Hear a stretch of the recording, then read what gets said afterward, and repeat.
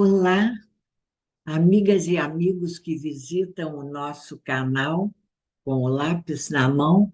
Que bom nos reencontrarmos em mais um estudos semanais da doutrina espírita, feitos por nós, como sempre, acompanhando o temário estudado em nossa casa, o Grupo Boa Nova de Estudos Espíritas em Botafogo, no Rio de Janeiro. E hoje, dando sequência a nossos estudos, vamos refletir sobre as questões 258 a 260 de O Livro dos Espíritos, comentadas por Emmanuel em Religião dos Espíritos, capítulo 9. O estudo de O Livro dos Espíritos tem por subtítulo Escolha das Provas. Se você não assistiu a nossos estudos anteriores, tem um cardzinho aqui em cima e por ele você pode acessar nossos estudos anteriores e outros estudos feitos por nós, sempre sobre a doutrina espírita e o pensamento de Allan Kardec. Então, as questões referidas à nossa reflexão de hoje fazem parte do capítulo 6º da segunda parte de O Livro dos Espíritos, onde Kardec vai abordar questões sobre o mundo espírita ou o mundo dos espíritos. No capítulo 6, ele se propõe desvendar esse mundo espírita, como vivem, o que sentem, o que fazem os espíritos desencarnados no intervalo das encarnações. Antes de chegarmos às perguntas do nosso tema de hoje, eu queria lembrar a vocês e recomendar a vocês a leitura sobre esse tema do interessante artigo publicado em A Revista Espírita de abril de 1859, com o título Quadro da Vida Espírita, onde Kardec considera as naturais preocupações de muitos de nós sobre o que se passa no além-túmulo. O que vai acontecer conosco quando chegar esse momento supremo que sabemos todos nós um dia vamos enfrentar.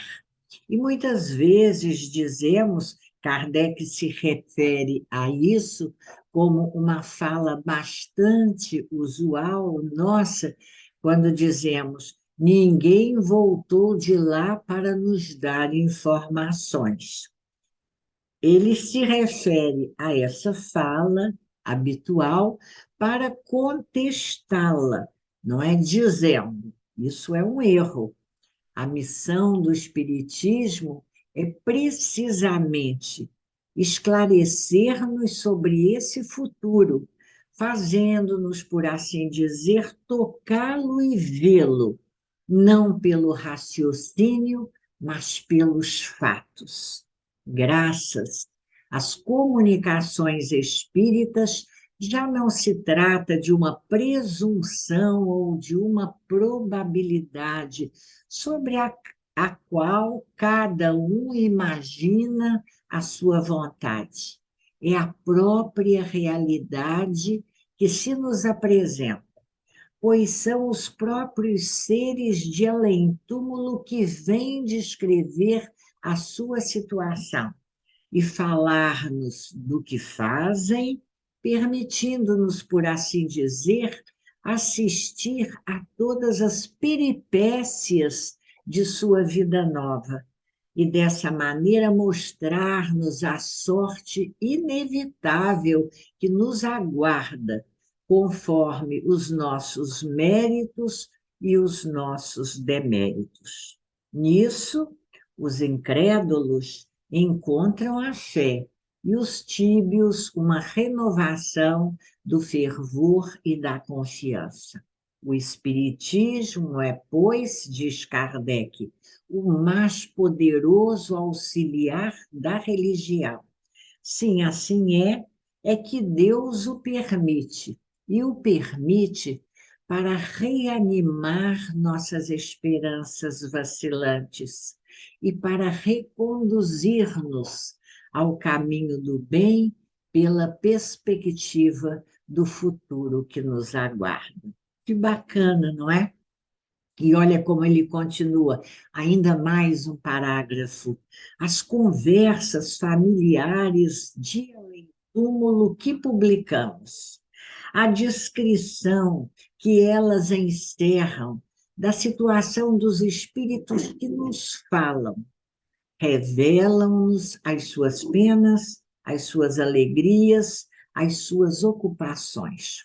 São um quadro animado da vida espírita e na própria variedade dos assuntos podemos encontrar as analogias que nos interessam. Olha, é um artigo interessantíssimo e nós recomendamos a vocês essa leitura para até que a gente possa sentir ainda uma vez o pensamento de Allan Kardec, como ele se refere a esse quadro, né, da vida espírita, é muito interessante, né?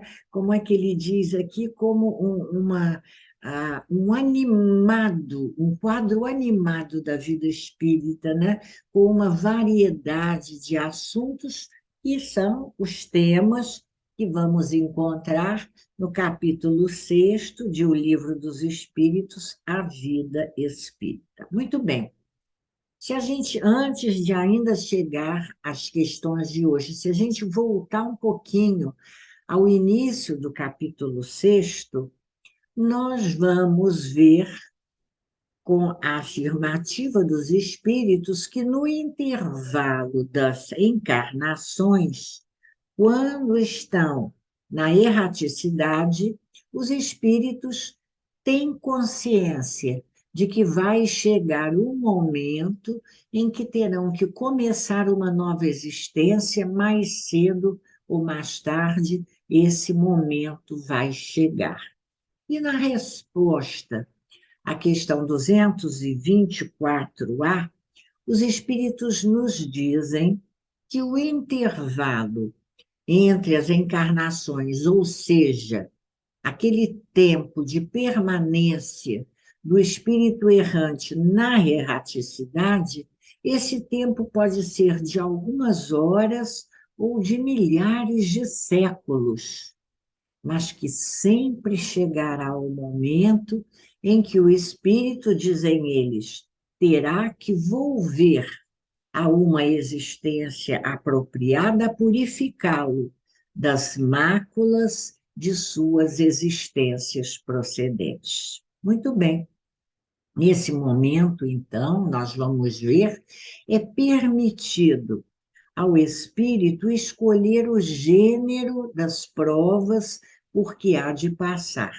E dizem os espíritos que nisso consiste o seu livre-arbítrio.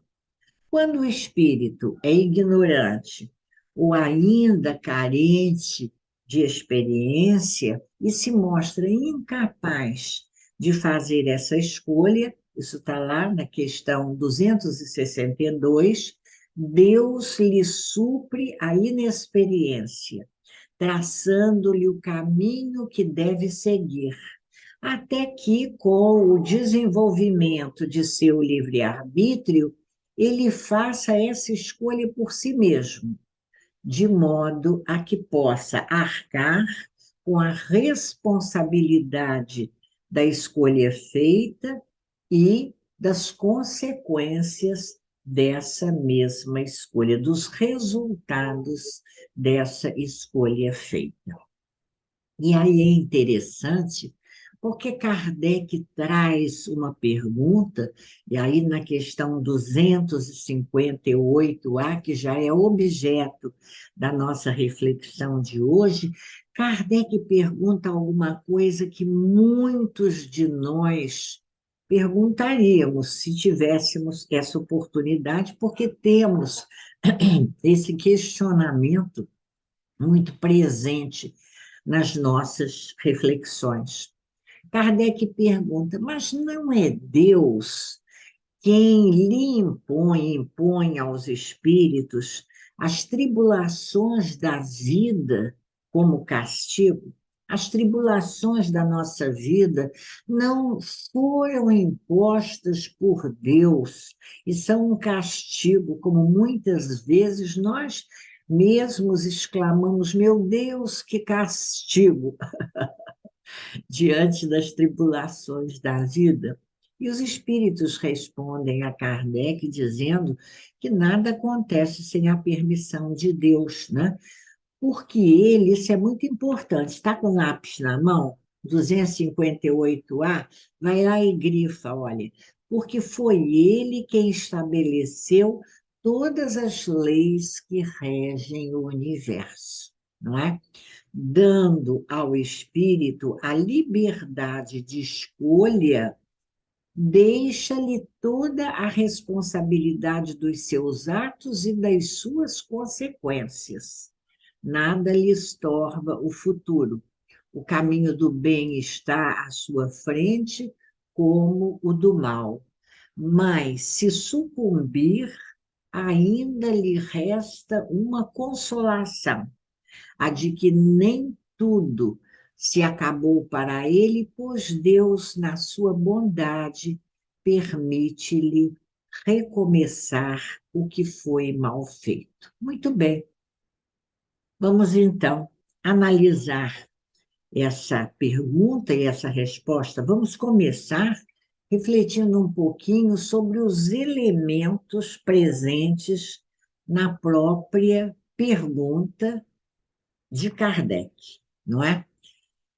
Ele pergunta assim, olha, não é Deus quem, olha, Deus quem lhe impõe as tribulações da vida como castigo, não é Deus quem. Então, ainda uma vez, nós vemos a ideia de Deus aparecer como o Deus antropomórfico, não é? Uma persona, quem? Uma persona que julga e delibera isso ou aquilo a partir de seu julgamento. Certamente, a pergunta feita por Kardec reflete um pensamento muito presente àquela época, não é? Mas com a doutrina espírita, nós temos uma compreensão diferente, porque quando a doutrina nos fala de Deus como inteligência suprema, causa primária de todas as coisas. E um pouquinho mais tarde, depois de Kardec, com Leon Denis, nós vamos ver que a doutrina nos fala de uma lei suprema que religa e abarca todas as coisas, constituindo a grande harmonia universal. Olha o que diz Denis. É nesta lei que a ideia de Deus se manifesta. A ideia de Deus se manifesta na sua grande lei, nas suas leis, se colocando, então, essa ideia de Deus através das leis ao alcance da nossa compreensão. Seja pela observação do equilíbrio absoluto dos milhões de sóis e de mundos que se deslocam e entrecruzam sobre ondas do éter, seja ainda com as coisas morais, por uma imanente justiça que regula nossos destinos segundo um princípio inelutável, pelo qual tudo se encadeia numa série de causas e de efeitos. Que beleza essa definição de Leon Denis sobre a ideia de Deus, no livro O Grande Enigma. Então, nós vemos a ideia de Deus se manifestando, a presença de Deus em todas as coisas, a partir da observação de suas leis. se observamos esse equilíbrio, essa grande harmonia universal presente nos universos sem fim, também observamos as mesmas leis regendo o mundo das coisas morais, dentro de um princípio de justiça indiscutível, que é o princípio da justiça a partir da responsabilidade dos atos na lei de causa e efeito. Em seguida, a questão nos fala Deus impondo tribulações da vida como castigo.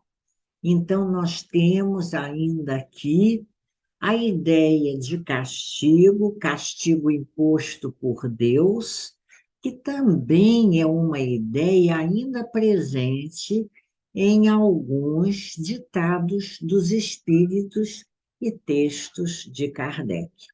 Mas com a doutrina espírita, embora o uso da palavra, do vocábulo, da expressão castigo, não é? Nós, com a doutrina espírita, entendemos que as provações experimentadas por nós são consequentes desta grande lei de causa e efeito. Sendo assim, o resultado, isso é muito importante, o resultado ou da nossa ignorância, do nosso desconhecimento, ou da nossa incúria, do nosso mal proceder.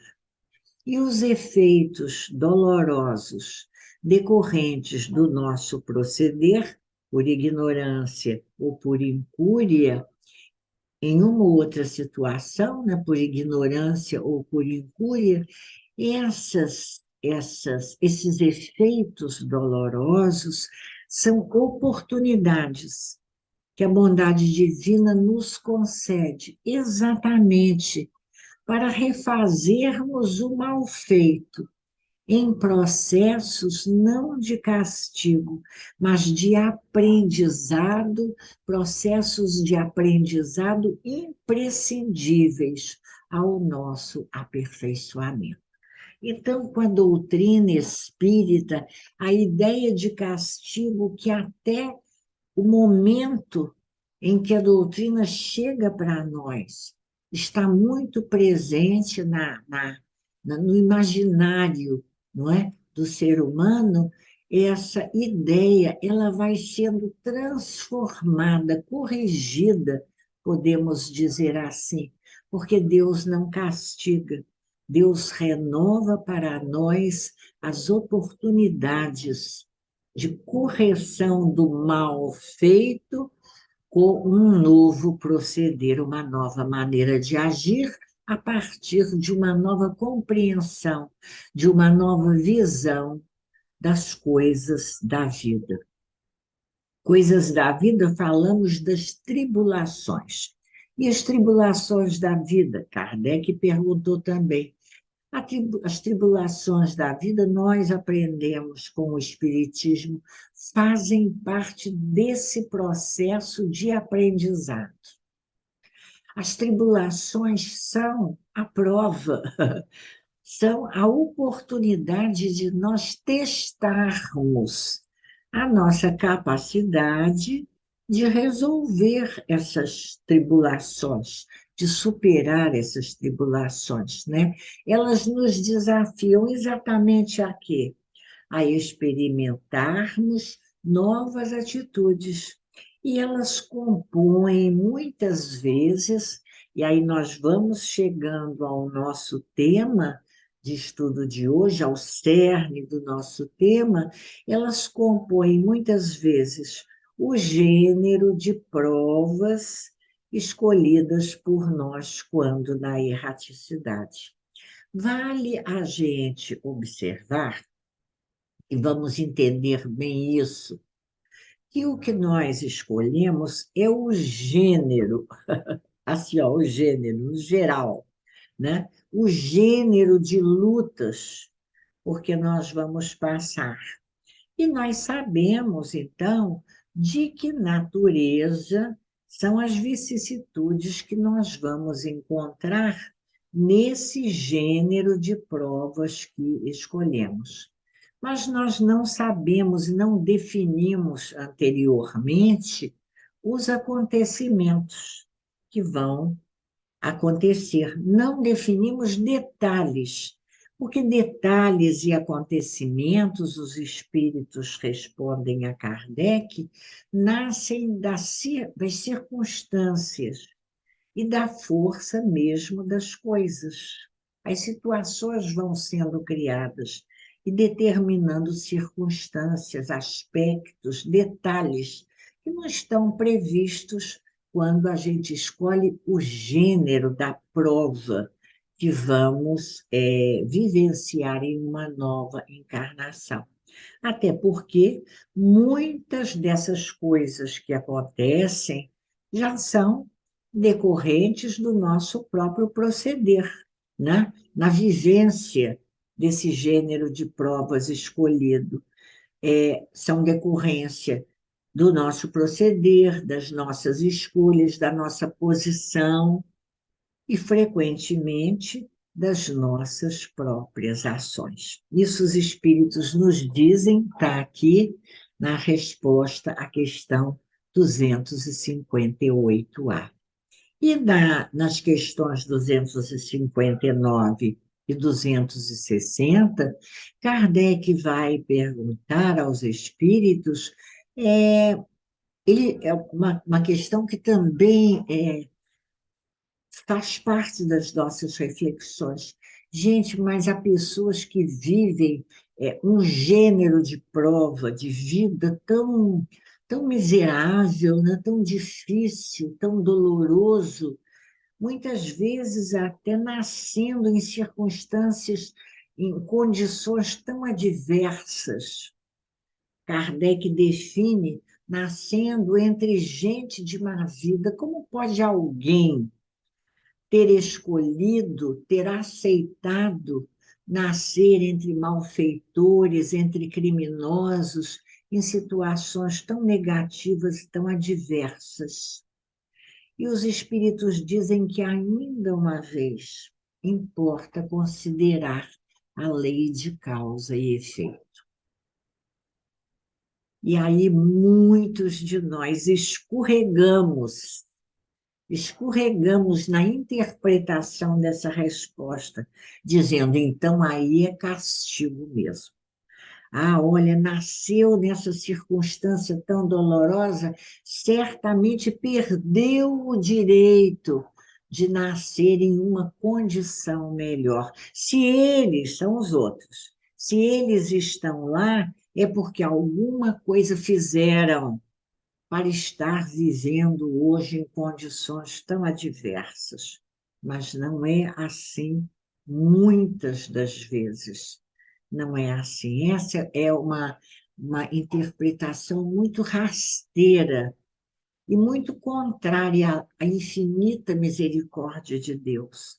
Muitas vezes, quando o espírito renasce nessas situações difíceis, vamos dizer assim, o que existe, na maioria das vezes, é um compromisso. O ponto de partida para a nossa reflexão é pensarmos que existe um compromisso dele com aquela situação. Então, é dada a ele a oportunidade de fazer alguma coisa diferente por aqueles com quem muitas vezes ele já conviveu, sejam pessoas ou sejam situações, circunstâncias em que ele já conviveu no passado e que agora pode estar até mesmo retornando com mais elementos, com um cabedal maior de experiência para auxiliar a modificar aquela situação. Há casos bastante conhecidos, divulgados, não é? De criaturas que, nascendo em circunstâncias adversas, se mostram missionários, não é?